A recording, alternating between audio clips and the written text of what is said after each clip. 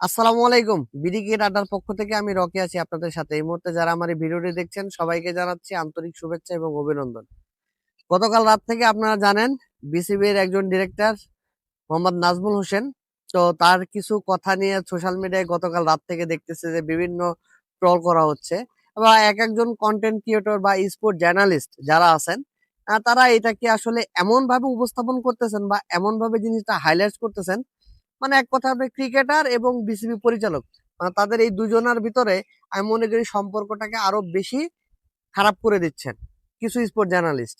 আপনারা যে এতটা রিয়াকশন দেখাচ্ছেন, আমার মনে হয় যে নাজমুল হোসেন যে কথাগুলো বলেছে উনি মনে হয় অযৌক্তিক একদম বানোয়াট কথাগুলো বলেছেন। দেখেন, আমি দেখতেছি যে কিছু স্পোর্ট জার্নালিস্ট তারা গতকাল রাত্রে থেকে বা কন্টেন্ট ক্রিয়েটর যারা বিভিন্ন কন্টেন্ট বানাইছে তাদের কমেন্ট বক্সে যায় আমি দেখতেছি মানুষ ইচ্ছা মতো তাদেরকে উল্টারো গালিগালাজ করতেছে এবং নাজমুল হোসেনকে আরো সাধুবাদ জানাচ্ছে যে নাজমুল হোসেন যেটা বলেছেন বিসিবি পরিচালক হিসেবে উনি সঠিক কথাই বলেছেন।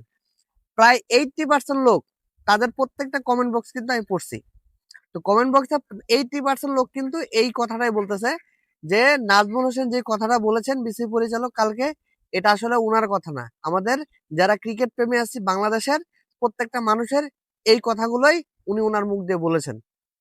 দেখেন, যে বিষয়টা নিয়ে বেশি সমালোচনা হচ্ছে সেটা হচ্ছে ক্রিকেটার। ক্রিকেটারদের কোন প্রশ্নে উনি কথাটা বলেছেন, সাংবাদিকরা প্রশ্ন করেছিলেন যে এই যে টি-20 ওয়ার্ল্ড কাপ, যদি টি-20 ওয়ার্ল্ড কাপে যদি খেলতে না যায় তাহলে ক্ষতিগ্রস্ত কারা হবে?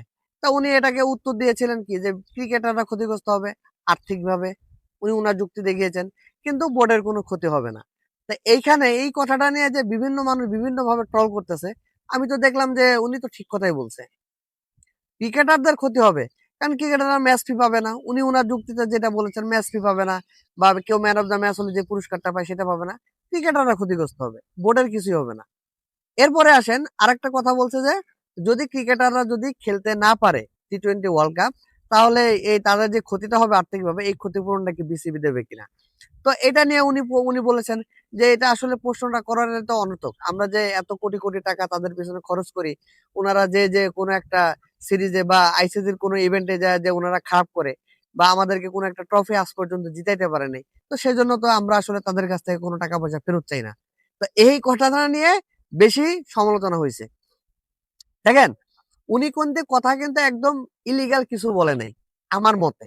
আমি একজন ক্রিকেট ফ্যান, আমি ব্যক্তিগতভাবে সবসময় ক্রিকেটারদের পক্ষে আমি কথা বলছি। আমার নিশ্চয়ই চ্যানেলে আপনারা দেখবেন যে বিভিন্ন কন্টেন্ট আছে, আমি কিন্তু কোচদেরকে নিয়ে যেমন আমি কথা বলেছি, বিসিবি অনেক পরিচালক নিয়ে কিন্তু আমি কথা বলছি, কিন্তু দিন শেষে ক্রিকেটার যারা তারা আমাদের ভাই, তাদেরকে কিন্তু আমি কখনো দোষারোপ করিনি।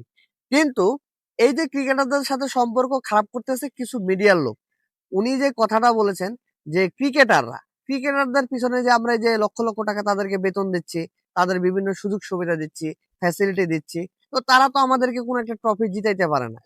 এশিয়া কাপ হলো রিসেন্টলি, এশিয়া কাপে আমরা কিভাবে পাকিস্তানের কাছে বাজেভাবে হারলাম, যার কারণে আমরা ইন্ডিয়ার সাথে ফাইনালটা খেলতে পারলাম না, সেটা নিশ্চয় আপনারা সেই ম্যাচটা অবশ্যই দেখছেন।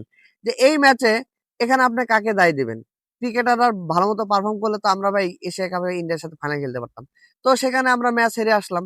তো সেটা নিয়ে তো আসলে বিসিবির কোনো পরিচালক বলে নাই যে আপনারা যে এইভাবে ম্যাচ হারলেন, আমরা তো ফাইনাল খেলতে পারতাম। ট্রফি জিতে না জিতে এটা তো পরের কথা, তো আমরা তো ক্রিকেটারদের কোনো বেতন ভাতার থেকে তো টাকা পয়সা কাটি নাই।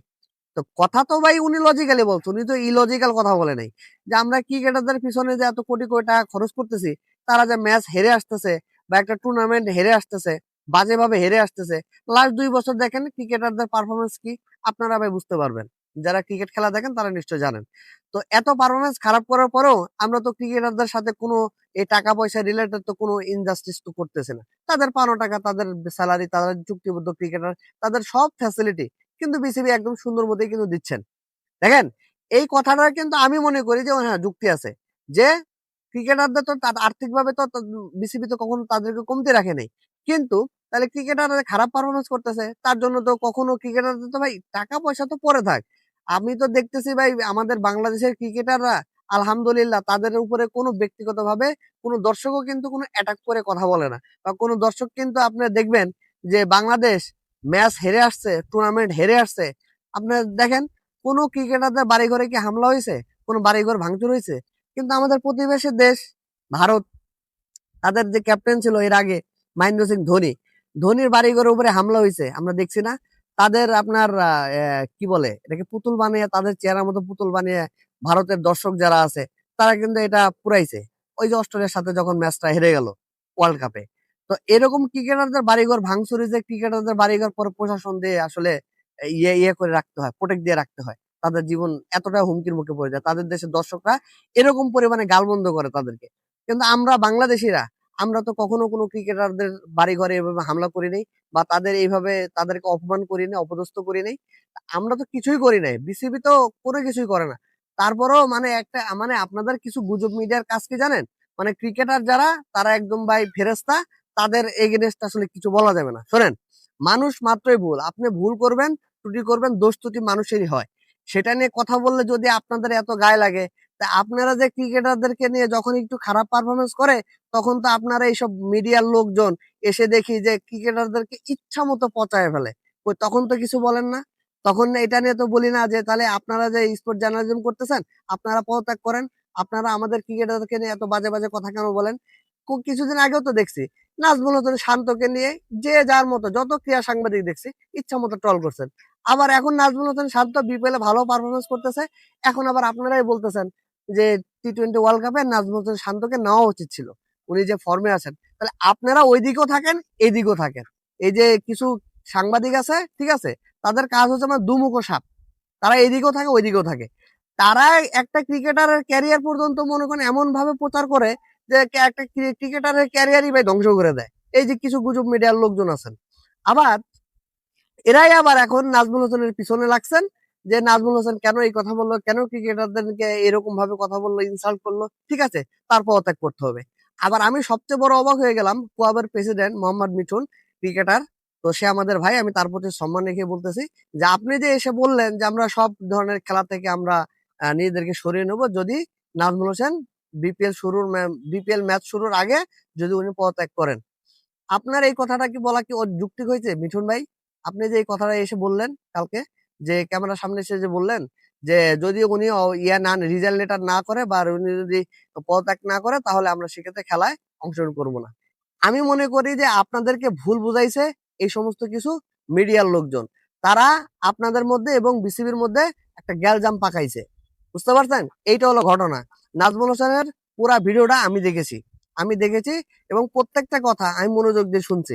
এখানে আমি মনে করি হ্যাঁ, যেটা আপনি ভুল বলতে পারেন যে নাজমুল হোসেন, বিসিবির পরিচালক নাজমুল হোসেন, উনি যেভাবে বলছে, স্ট্রেট ফরওয়ার্ড লোক তো, উনি যেভাবে বলছে হয়তো আপনি বলতে পারেন যে ভাই এই কথাটা এইভাবে না বলে আপনি একটু পোলাইটলি বলতে পারতেন। এই ভুলটা আপনি ধরতে পারেন যে উনি স্ট্রেট ফরওয়ার্ড বলছে, এটা হয়তো বা কারো শুনতে খারাপ লাগছে, এটা হয়তো বা বলতে পারেন যে উনি কথাটা এইভাবে না বলে যদি একটু পোলাইটলি বলতেন তাহলে হয়তো বা শুনতে ভালো লাগতো, কিন্তু উনি যেভাবে বলছেন এটা হয়তো বা শুনতে অনেকে ভালো লাগে না। এটা নিয়ে আপনারা কথা বলতে পারেন, কিন্তু উনি যে যুক্তিগুলো দেখাইছে, যে কথাগুলো বলছে, আমি মনে করি যে উনি ঠিক কথাই বলছে। উনি একদম অপ্রাসঙ্গিক কোনো কথা বলে নাই। এবং বিভিন্ন জায়গায় দেখতেছি, বিভিন্ন প্ল্যাটফর্মে দেখতেছি যারা ক্রিকেট ফ্যান তারা কিন্তু নাজমুল হোসেনকে কিন্তু আরো সাধুবাদ জানাইছে যে নাজমুল ভাই, আপনি আপনার মতো একজন পরিচালকে আমরা বিসিবিতে খুঁজতেছিলাম দীর্ঘদিন ধরে, কারণ আপনি যে কথাগুলো বলেছেন খুব সুন্দর কথা বলছেন। এখন কিছু মিডিয়ার লোকজন মানে বিসিবি পরিচালক নাজমুল হোসেন এই ভদ্রলোককে ভিলেন বানাচ্ছে, তার বিরুদ্ধে অপপ্রচার চালিয়ে এক কথা তাকে ভিলেন বানানো হচ্ছে। নাজমুল হোসেন তো লাস্টে উনার ইন্টারভিউ আপনি লাস্ট কথাটা দেখেছেন যে বিসিবি আগের অবস্থানে অনড়, আমরা ভারতে খেলতে যাব না মানে যাব না, আইসিসি যতক্ষণ না পর্যন্ত আমাদেরকে অন্য দেশে ভেন্যু সিলেক্ট করতেছে ততক্ষণ পর্যন্ত আমরা আমাদের সিদ্ধান্তে অনড় আছি। খুব সুন্দর কথা বলছে, কারণ দেশের সম্মান আগে, যেখানে যে দেশ আমাদের দেশকে সম্মান দেবে না, আমাদের প্লেয়ারদেরকে সম্মান দেবে না, সে তো তাদের ওখানে যে এত ভাই খেলার কোনো প্রশ্ন আসে না। তো নাজমুল ভাই যে এই কথাটা লাস্ট ফিনিশিং এ যে বললো, তো সেটা নিয়ে তো আপনারা তাকে সাধুবাদ জানান নাই, সেটা নিয়ে তো আপনারা কোনো কথা বলেন নাই, তাহলে সেটা কেন বললেন? আপনারা ওইটা নিয়ে ট্রল করতেছেন আর এইটা নিয়ে কথা বলতেছেন না। উনি তো একদম স্ট্রেট ফরওয়ার্ড বলে দিছে যে ভারতে যে আমাদের খেলার কোনো প্রশ্নই আসে না, ভারতে আমরা যাব না, আমরা আমাদের বিসিবির সিদ্ধান্ত অনড় আছি।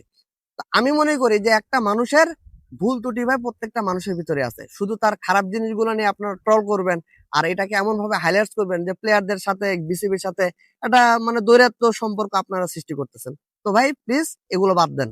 কিছু মিডিয়ার সাংবাদিক ভাইরা আছেন, আমি বলবো যে আপনারা এগুলো বাদ দেন। এই বিসিবি এবং প্লাস ক্রিকেটার তাদের ভিতরে একটা গ্যালজাম পাকাচ্ছেন আপনাদের কিছু অপপ্রচারের মাধ্যমে। দয়া করে এগুলো বিরত থাকেন।